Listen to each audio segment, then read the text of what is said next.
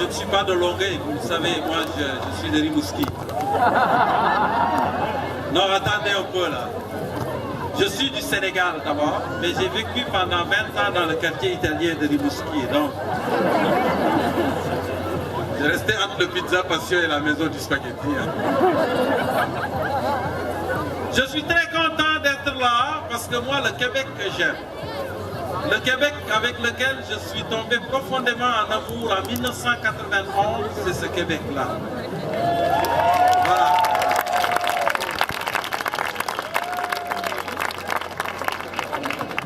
Et qu'il pleuve ou qu'il neige, on va travailler très fort pour que ce soit ce Québec-là qui gagne.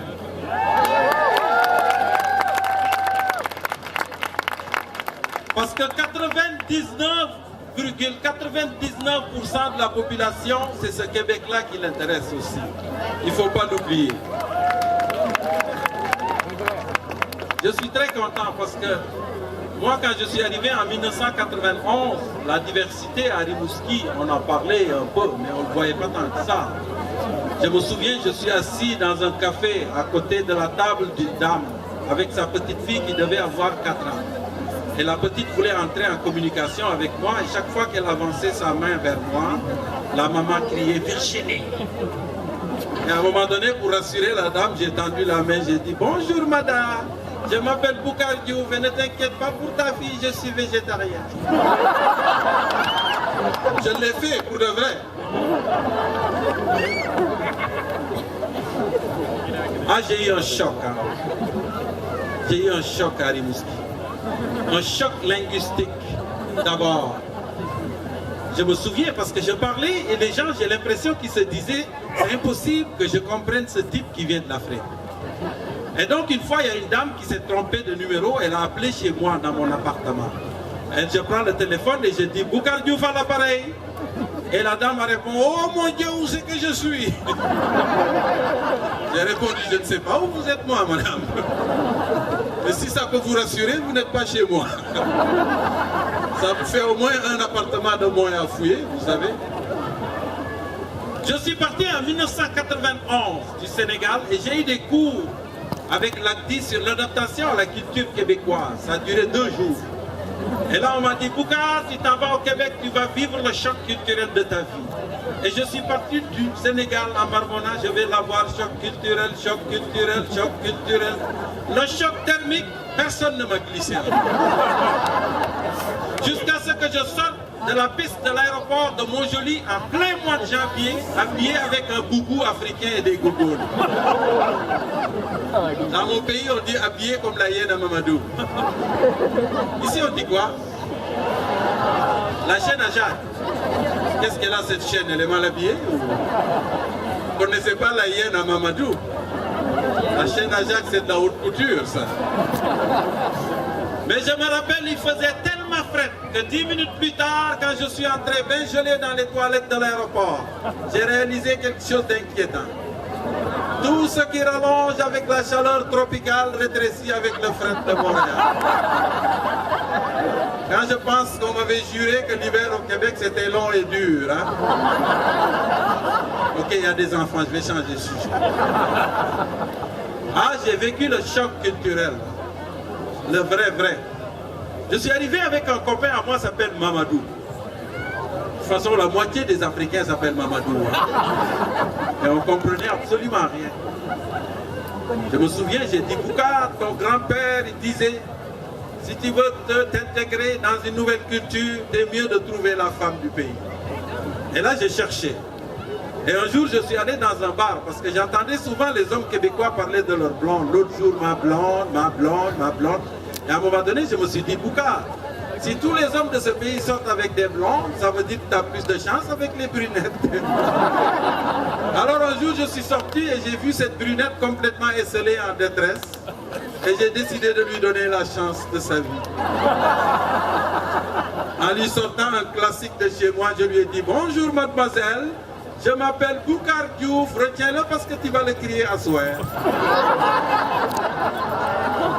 Et là, elle m'a répondu, on fait l'amour comme on conduit un char, puis toi, il t'a pas l'air d'avoir ton permis. J'ai répondu, tu as peut-être raison, ma petite brunette, mais ce que tu ignores, c'est que mon grand-père avait 4 femmes. Alors le transport en commun, je connais. Elle m'a envoyé chier. Mais comme je venais d'arriver, j'avais compris, va skier et mange la mangue. Il n'y avait pas de mangue à l'époque à Rimouski. Non, ça a changé quand même. Ça a changé parce que moi, j'ai étudié à l'université de Rimouski, j'ai fait mes études sur le froid. Parce que j'ai eu un choc tellement puissant que j'ai fait mes études sur le froid. Et des fois, je dis aux gens, je suis tellement adapté aujourd'hui à l'hiver du Québec qu'on me surnomme la ceinture fléchée, 6e dan, pure laine vierge de mouton noir. Vous voulez une preuve? Je vais dire mon nom, vous dites carnaval, d'accord? Mon nom? Je l'aime, mais j'en ai une autre. Moi, je dis vive le Québec métissé et vous répondez serré, d'accord? Vive le Québec métissé! Serré. Vive le Québec métissé! Serré. Ok, on va faire un exercice. À partir de maintenant, vous allez faire comme si vous étiez ma famille africaine. Les Africains, vous restez vous-même, d'accord? Et je vais vous raconter l'hiver du Québec. Et si vous trouvez que Boucar exagère, vous criez Moufa. Moufa. D'accord, c'est pas très tight. On va faire une chanson à répondre pour pratiquer, d'accord? La chanson s'appelle Sur la plage de Cancun. Vous êtes prêts? Ok. Sur une belle plage de Cancun.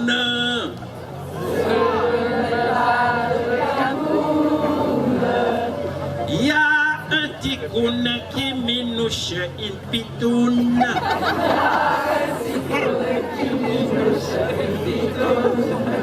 Quand ça propre, tout tourne cogne le ticoun.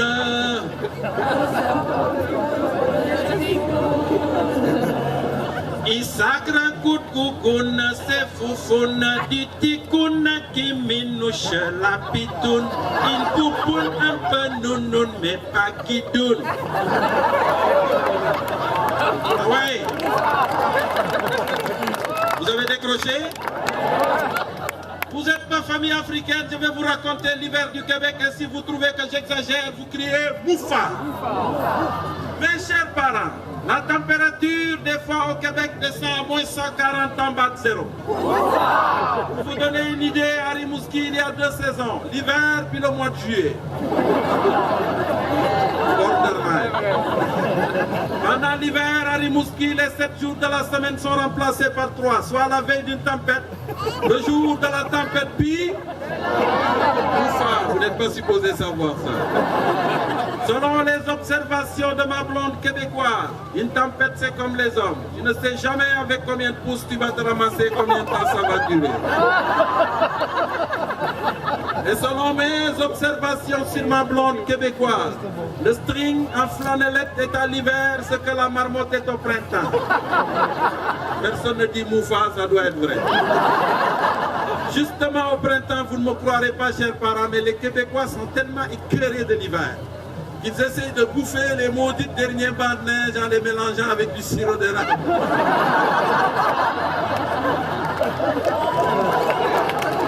Oui, quand même.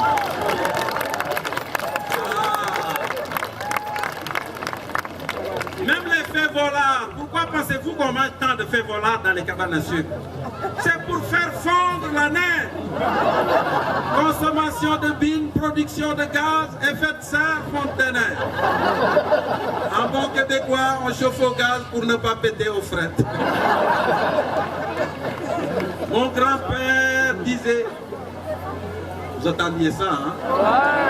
Moi, dans ma jeunesse, quand j'avais un problème, j'allais voir mon grand-père.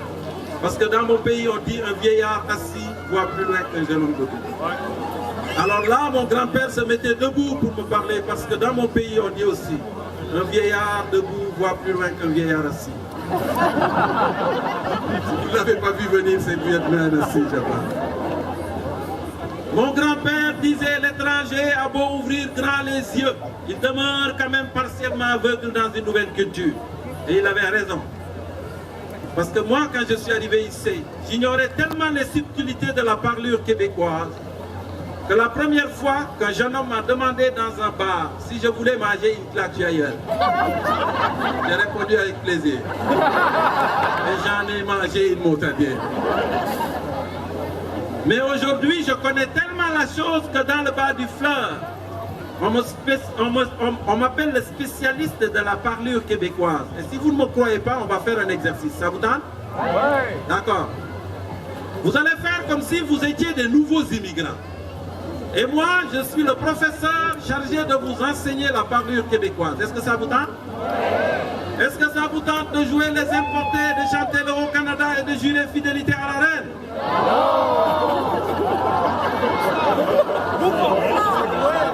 Il y a de la dissidence, hein? Mais si vous êtes des immigrants et vous voulez avoir vos papiers, il va falloir collaborer. Mon grand-père disait, si tu ne peux l'obtenir en criant, essaye en lichant. Chers immigrants et immigrantes, bonsoir. Je suis ici en tant qu'expert pour vous enseigner les subtilités de la parlure québécoise. Parce que la parlure québécoise, je pense que c'est la plus efficace de toute la francophonie. C'est peut-être, la France se dit la capitale de la poésie, le Québec c'est la capitale mondiale de l'humour, mais je pense que la parlure québécoise est la plus efficace. Et pour vous donner une idée, laissez-moi vous raconter cette anecdote. Un jour, je me promenais sur les bords de la rivière, sur le bord du Saint-Laurent avec ma blonde, qui vient de Matane, hein, quand tout à coup, un héron qui pataugeait par là s'envola. Et comme l'ambiance était romantique, je m'attendais à ce que Caroline me dise « Oh, Bouka, regarde ce grand échassier dans son vol plané, au-delà de la forêt, il va se réfugier. » Mais j'aurais pas eu le temps de le voir. Ça fait qu'à la place, Caroline m'a dit « Hey, gade. Je l'ai vu à tabarouette. 15 secondes. C'est là que je me suis dit que vraiment, linguistiquement parlant, on est supérieur.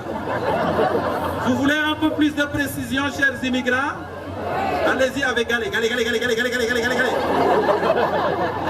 Et si vous voulez une localisation complète, je vous recommande le Issiette. Vous connaissez Issiette? Issiette de monsieur et madame tout le monde qui est beaucoup plus précis que le ici académique. Parce que quand on dit ici, ça peut être dans les environs. Mais quand on dit ici, c'est direct là.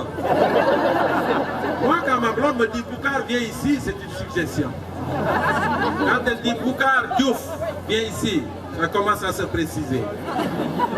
Et quand j'entends hey, viens ici, ça ne prend pas longtemps dans le match, c'est là.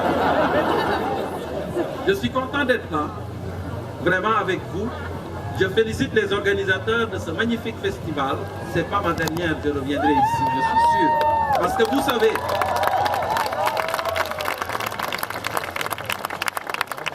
vive le Québec métissé! Voilà. La raison pour laquelle je vais revenir, c'est que, vous savez, vous entendez souvent les politiciens parler du vivre ensemble, il faut promouvoir le vivre ensemble. Et je pense que concrètement, la façon de le faire, c'est ça. Ça, c'est pratique. C'est pratico-pratique. C'est dire, venez et nous allons partager ce que nous avons de différent. Ça, c'est magnifique. Je trouve ça magnifique. Mon grand-père disait, s'intégrer dans une nouvelle culture, c'est un peu comme lire un livre plusieurs fois. La première lecture, c'est pour se familiariser avec les personnages. À la deuxième lecture, on s'intéresse davantage à l'histoire. Mais après la troisième lecture, si on est capable de raconter cette histoire avec passion, c'est qu'elle est devenue aussi la nôtre et les personnages des membres de notre propre famille. Vive le Québec métissé! Ce soir, avant de partir, je voudrais vous dire ceci. Cessons de nous apostropher. Célébrons nos différents accents, alliés de mettre l'accent sur nos différences. Si l'autre a un accent aigu, ce n'est pas grave. Lui et ses pères viennent peut-être d'outre-mer, mais nous sommes tous des frères puisque nous partageons la même grand-mère pour nous raconter des histoires. Bonsoir. Vive le Québec métissé!